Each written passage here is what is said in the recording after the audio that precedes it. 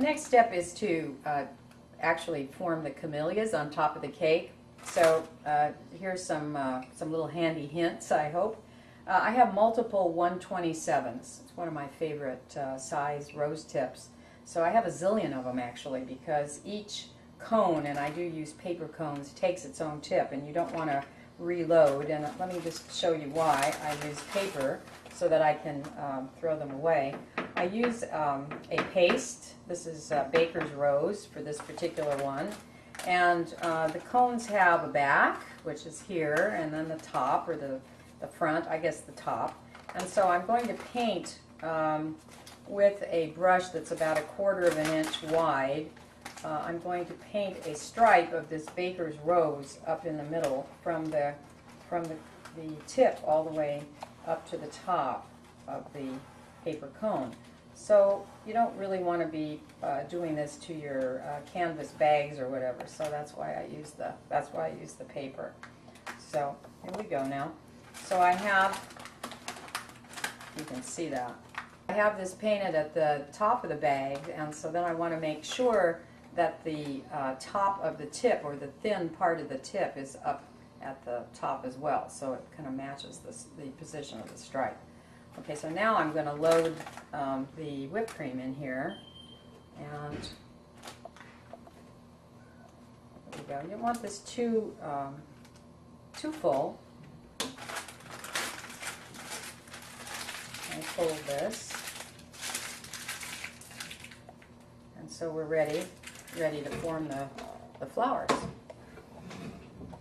So in slow motion, I start off at a 45. I'm going to make multiple petals. First, I'm going to do all of the first row of petals first, and then I'm going to build the flowers.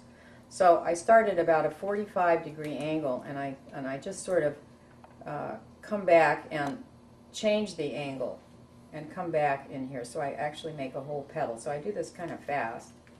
And right now, let me just squeeze that. Oh, I got this on the wrong side here. So now I'm going to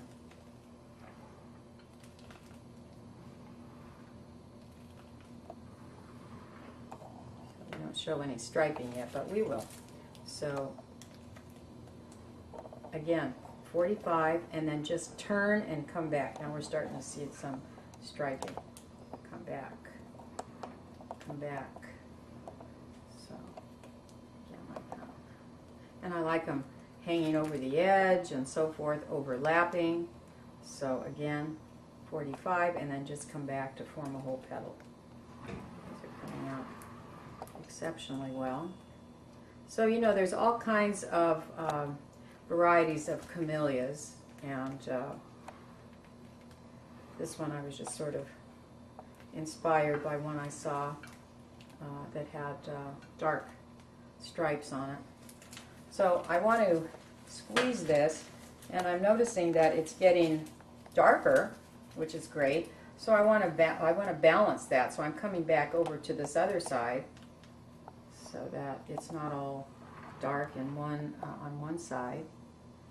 I'm doing this again, so I can get all of this. And notice that this is not falling off, because again, it's the stabilized cream.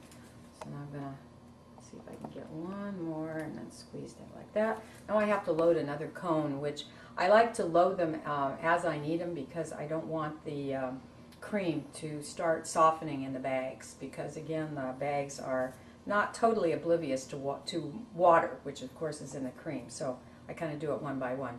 So I'll be right back.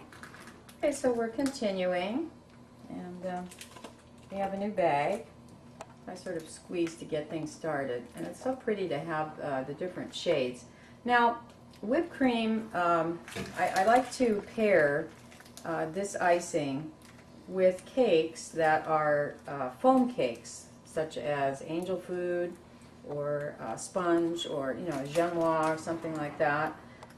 Also, this icing is gorgeous on top of a cheesecake. What I do is I tend to pair whipped cream with any cake that doesn't have butter in it, like a layer cake, any dense cake, because the butter cakes are supposed to be tasted at room temperature. and by the time that happens, your whipped cream may spoil. So, okay, now I'm going to, again, move on, load another cone.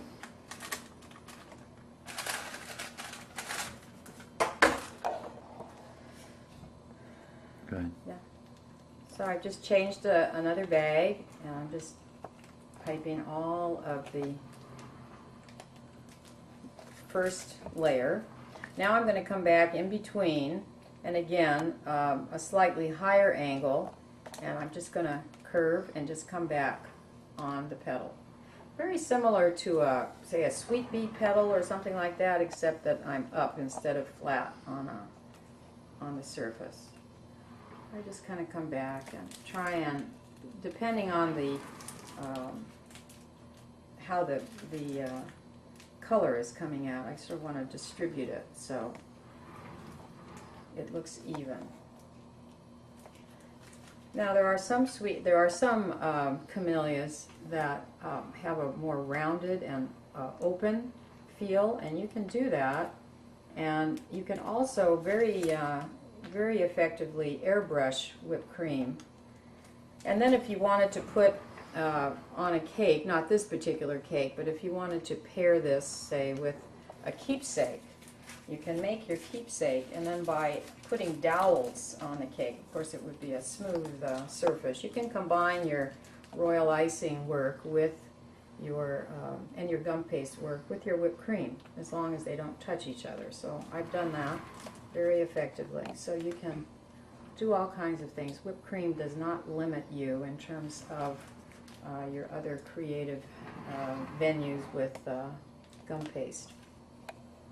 And again, I'm doing this pretty fast because these are, I'm just squeezing and coming back. And now I'm going to pipe a third level and kind of round it and fill it out. Now some camellias have little stamens in the middle, yellow stamens, but this variety doesn't, because this one's more of a closed camellia.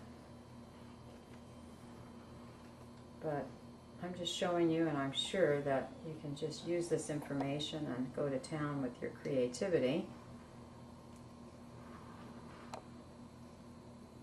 It's meant to inspire. And we're almost done here. Looking good.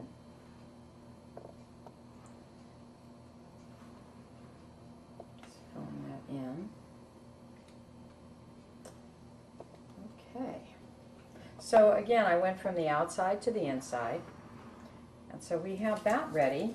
And so now we're going to add our camellia leaves, because it is so beautiful, the contrast of the cream to, you know, and even pairing whipped cream, a plainer variety, a plainer design with real flowers is also very popular. But this just really makes these pop. So I'm putting these real camellia leaves in various positions around the edge. You don't want too many, but you want to vary them.